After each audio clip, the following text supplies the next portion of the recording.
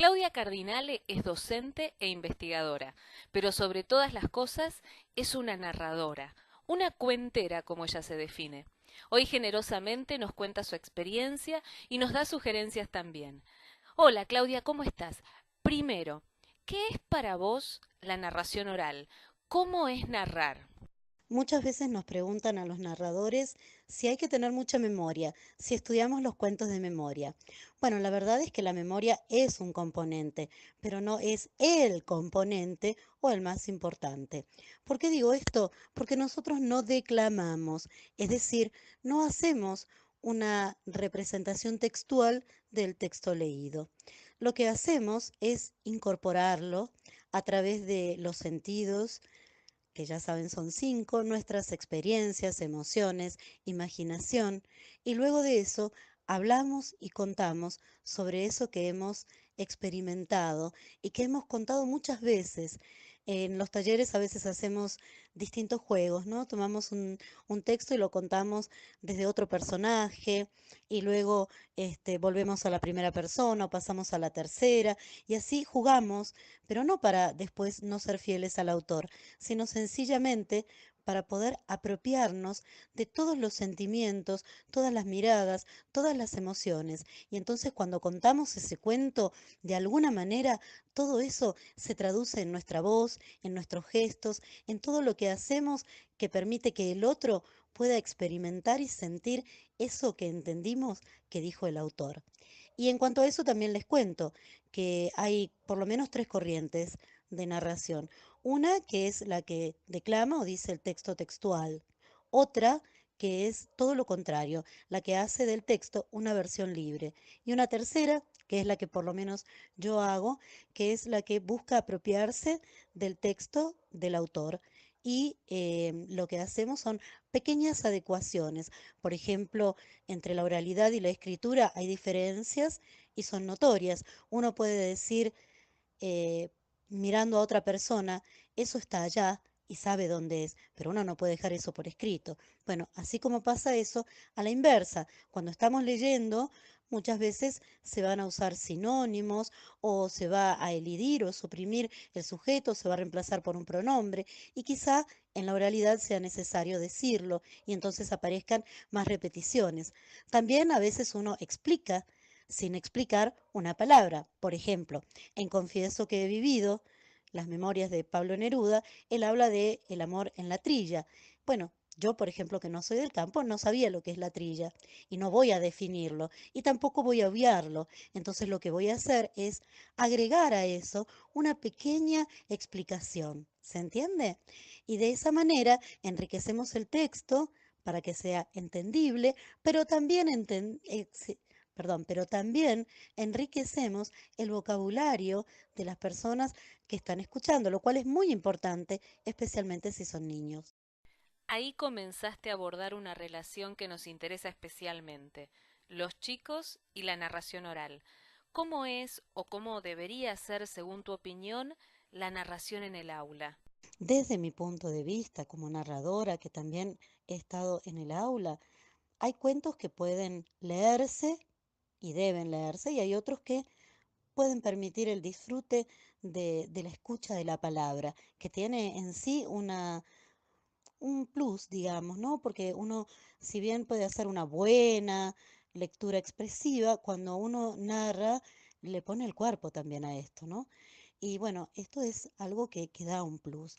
Ahora bien, muchas veces me preguntan qué hacemos después del cuento. O cuando doy talleres para docentes me dicen, bueno, y entonces esto lo doy para enseñar tal o cual tema.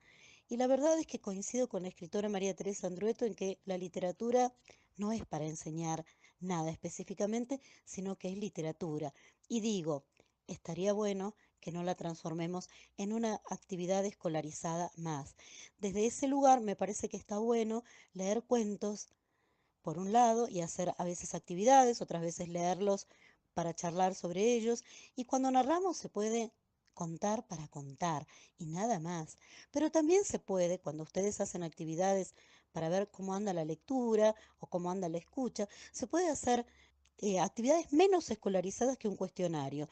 Digo, nadie va con un amigo, con un hijo, con la pareja, a ver una película al cine o después de prestarle un libro y le hace un cuestionario para ver los personajes principales, el tiempo y el espacio.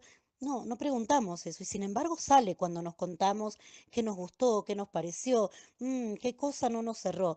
Bueno, me parece a mí que eso es lo importante para hacer con los chicos, dejar un tiempo donde podamos compartir esto de aquello que hemos leído, que hemos escuchado, que nos contaran. Y bueno, después, si no salió lo que pensábamos, por ahí guiamos. Pero en un primer momento me parece que es tan bueno ver por dónde van los intereses de los chicos, cómo lo relacionan con lo que hemos visto, qué ideas previas tienen. No sé, creo que es una actividad que podemos hacer por el placer de escuchar nomás, por el placer de la sonoridad, por el placer de viajar, a través de la imaginación por mundos desconocidos, pero que también podemos usar para otras cosas. Pero me parece que está bueno darnos ese tiempo de escuchar por dónde fue la escucha de los otros. Claudia, sabemos que además de narrar, compartís tu experiencia y formás otros narradores. ¿Qué implica para un docente animarse a transformarse en un narrador?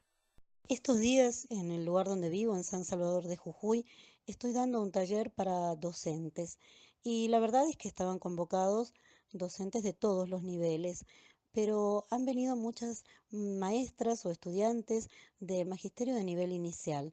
Las chicas y los muchachos que estudian para trabajar en este nivel tienen especial interés en los cuentos y han pasado algunas cosas interesantes, ¿no? Varios de ellos me decían: profe, usted nos pide que contemos y todo esto, pero no estamos acostumbrados a poner el cuerpo. Y bueno, usted nos pone música para que pensemos a dónde nos lleva y para que nos movamos con el sonido de la música y tampoco nos animamos porque nos da vergüenza. Y usted nos pide que contemos en tercera persona una anécdota nuestra y también nos cuesta poner el cuerpo.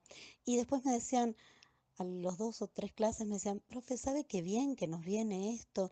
Ojalá pudiéramos seguir, porque esto nos ayuda a nosotros que estamos empezando o que estamos haciendo las prácticas para poder empezar a animarnos, a soltarnos, a hacer estas cosas.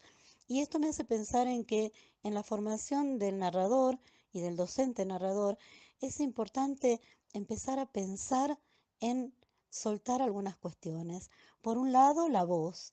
Digo, tenemos que cuidar nuestra voz, tenemos que pensar en ella, tenemos que animarnos a encontrar nuestra propia voz. A veces, por ejemplo, yo les digo siempre que hay cuentos que yo cambio alguna cosita, por ejemplo. A veces a mí me cuesta mucho decir malas palabras, entonces las cambio por alguna otra cosa. Pero también a veces uno escucha un narrador y otro narrador y no cuentan exactamente el cuento o el mismo cuento de la misma manera.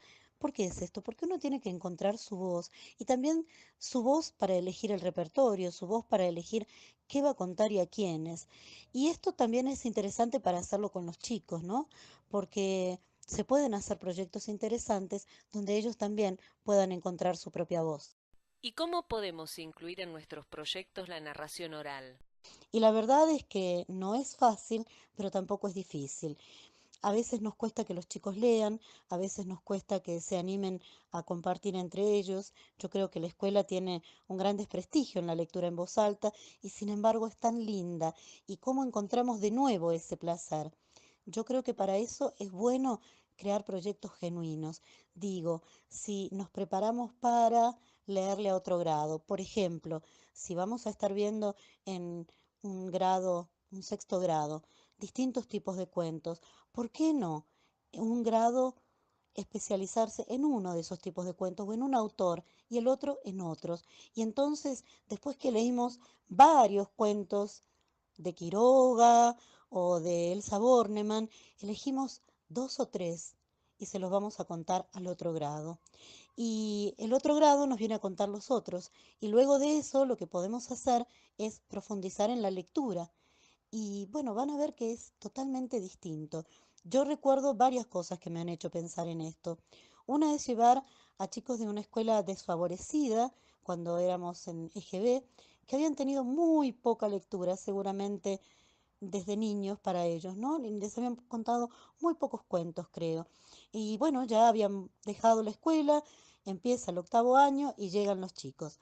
Entonces un día los llevo a la biblioteca y lo primero que quisieron hacer fue ir a unos lugares muy vistosos, así como exhibidores de tarjetas, donde había cuentos, esos cuentos maravillosos para los chicos de primaria, ¿vieron? O para los chicos de los primeros grados.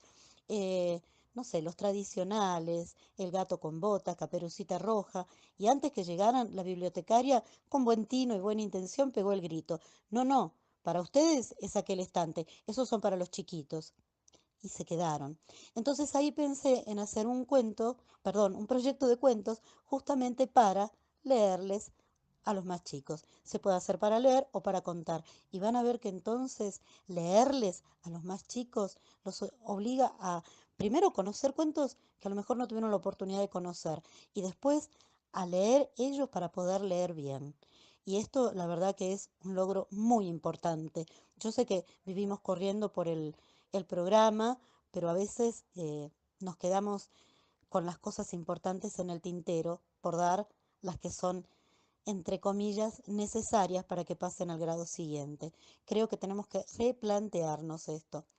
Creo que muchos docentes que te están escuchando están pensando que narrar no es sencillo, que hay que seleccionar textos, que hay que recordar mucho. Entonces, ¿cómo podemos organizar este trabajo? Y mi propuesta es una que a lo mejor se puede viabilizar en algunas instituciones, piénsenlo. Es que, bueno, si somos 3 o 4 docentes de un ciclo o de un año, de un grado, bueno, cada uno aprende uno o dos y después intercambiamos grados y alumnos. Digo, el profe de primer año puede ir a leerles a los de segundo o de un segundo a otro, o la maestra de quinto al curso del maestro de sexto, y este maestro puede ir a leerles a los chiquitos de cuarto y así.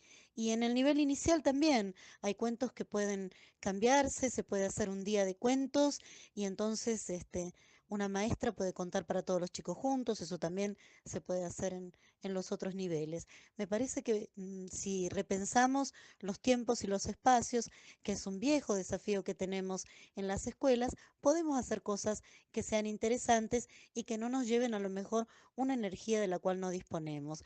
Digo, optimicemos los recursos que tenemos. Si aprendí un cuento y soy capaz de contarla, bueno, rompamos las paredes del aula. Yo me animo a ir a tu grado y a vos, profe, te invito a venir al mío y no pasa nada. O nos juntamos 2 grados, 2 años un día y compartimos cuentos. Me dejaste pensando. Creo que trabajando juntas enseñamos mucho, que cada uno lee y cuenta distinto, que nuestras voces son todas diferentes, que las palabras se comparten y sobre todo que la escuela es un espacio para trabajar juntos. Muchas gracias, Claudia.